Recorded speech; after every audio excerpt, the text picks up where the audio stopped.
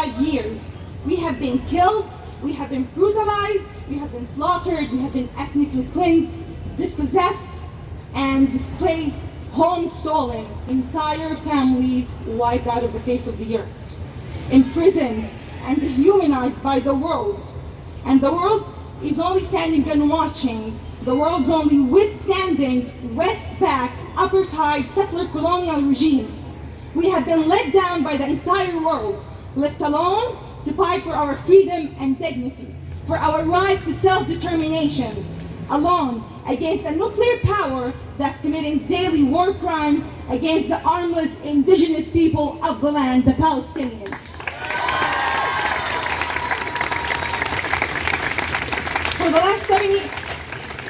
For the last 75 years, Israel has been committing war crimes every single day, killing our children, women, men, elderly, sick, the disabled. They have been targeting and killing with precision and impunity journalists, human rights defenders, and medics. Shame. It spares no one. If you're a Palestinian, you're a target.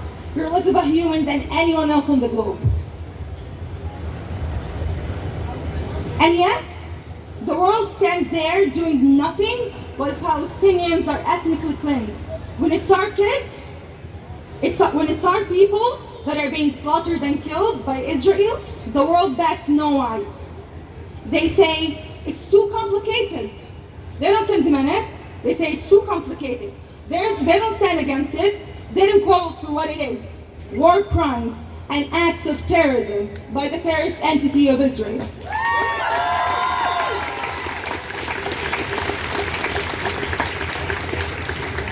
They say it's Israel's right to defend itself against the terrorist Palestinians. You want to know who are these terrorist Palestinians? The 160 children that have been killed in the past 3 days in the besieged Gaza Strip alone. These are the terrorists that Israel is fighting. A settler colonial nuclear power can kill with impunity those which it has colonized and those which it has stolen the lands of. Yet no one dares to say anything, not a single word, not a single prime minister going up and saying, oh, ethnic cleansing is bad. Today, as we're standing here, Gaza, the world's biggest open-air prison, the world's most densely populated area, is being bombarded with the most powerful, destructive weapons that have been supplied by colonial and imperial powers like the United States, like the UK, like France, and like this government itself. The people in Gaza have no place to go. There's nowhere to hide. They don't have shelters. They don't have anything. They have their homes. And they are being killed and bombed while sleeping in the safety of their own homes.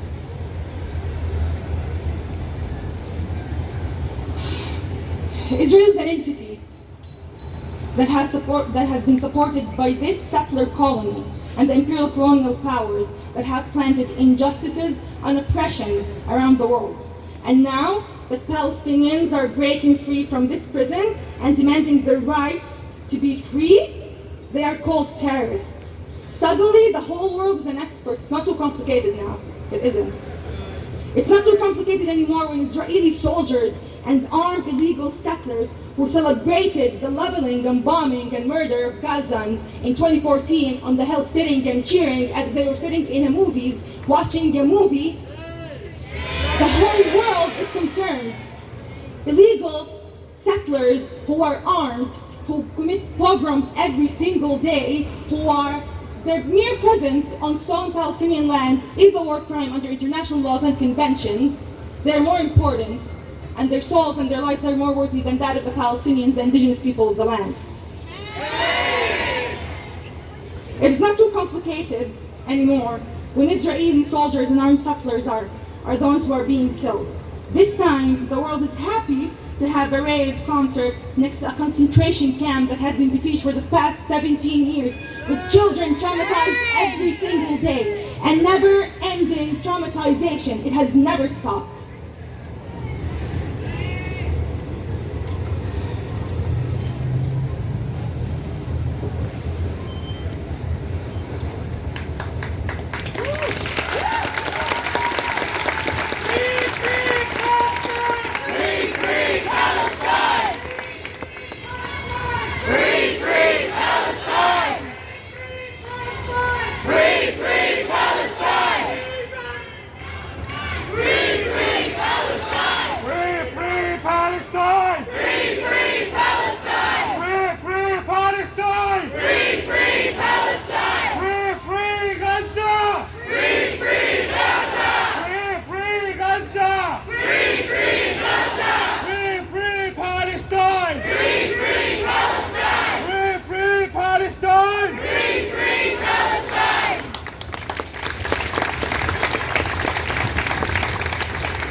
This, these same people who are all of a sudden experts on humanitarian issues and on violence are the same people who sat watching Palestinians being ethnically cleansed for the past 75 years, are the same people who are concerned about IOF soldiers who have traumatized us and killed us every single day.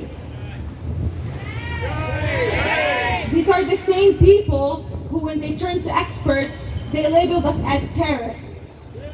They have labeled the right of the colonized to fight their colonizers and seek their self-determination that is both a legal and immoral right given to people under occupation as terrorism.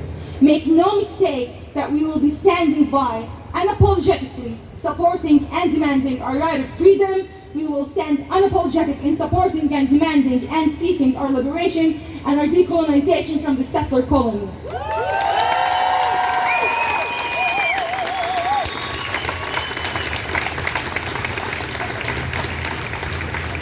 Colonizers did not come nicely.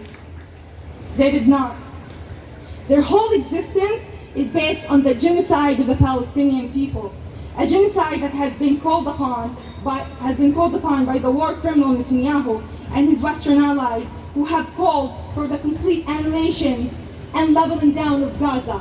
They have made public statements, genocidal public statements, targeting children and civilians and innocent people in Gaza, publicly. A genocide that's happening right now as I'm talking and as we are standing right here. A genocide that's taking place right now as the besieged Gazan are living in complete darkness with no water, electricity, internet, or communication, cut off from the rest of the world. These are not just attacks from Palestinians or terrorist acts as Western media has labeled them. We hate the sight of blood, we hate the sight of destruction, we hate the sight of dead bodies. But what do you expect us to do when for the past 75 years all you have done is witnessing a brutal criminal occupation that is killing us every single day and committing war crimes, violations, injustices against us? What do you expect?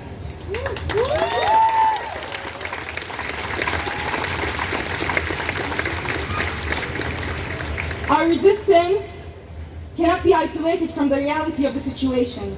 It is a reaction to decades long of the most brutal colonial rule. These are not terrorist actions. These are reactions to Israel's decades-long terrorism against Palestinians. Standing in the face of 75 years of sinister settler colonial rule, war crimes and injustices is not terrorism. It is a right. To stand against 75 years of killing and massacring of land, theft, brutalization is a right. One which we do not wait on imperial and colonial power to tell us that we deserve. We do not wait on permission or delegation from the powers that are supporting the ethnic cleansing of Palestinians. We, the Palestinian people, we have every right to defend ourselves in all means necessary, and we shall do.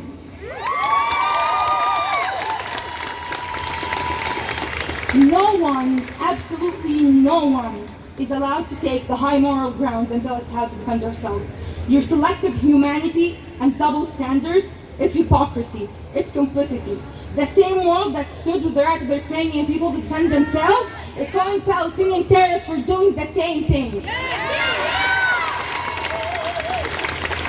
For standing against our colonizers and oppressors, whose bank of target in Gaza right now is infants, UN schools, hospitals, mosques, residential buildings, journalist teams, medics. This is their target.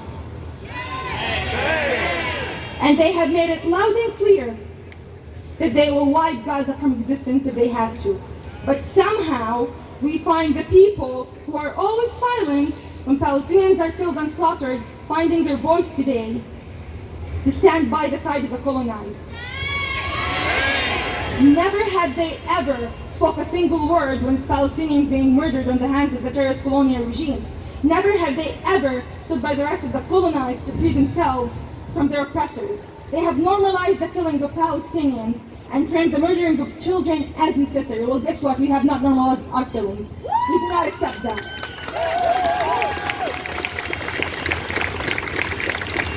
They call the ethnic cleansing of Palestinians necessary. They call it Israel's right to self-defense.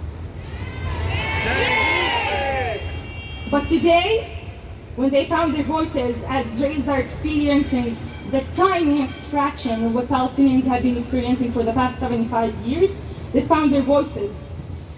It's not too complicated anymore.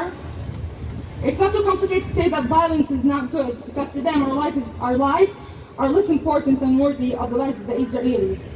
It seems that violence is only acceptable when it's directed against Palestinians. What a shame. What a shame that hundreds of Palestinian children have been killed since the beginning of this year. Almost 200 Palestinian children. 170 Palestinian children aged 9 to 17 are rotting in Israeli jails, being taken to military courts. This was never a concern to them. But now, they found their voice. The only way forward is by giving the Palestinian people the right to self-determination, the right to live freely on their lands, the right to defend themselves against this brutal colonial regime. And before I end my speech, I want to say that what has been said here is nothing compared to things that have not been said yet. Be brave and stand on the right side of history. Decolonization is not just history books and theories that you can talk about in your essays or your speeches on live TV. Decolonization is happening right now in front of our own eyes. So find your voice and strength to support the struggle of the colonized. And shame on this government that's calling for the voice of the Aboriginal people while at the same time supporting the ethnic cleansing of the indigenous people of Palestine.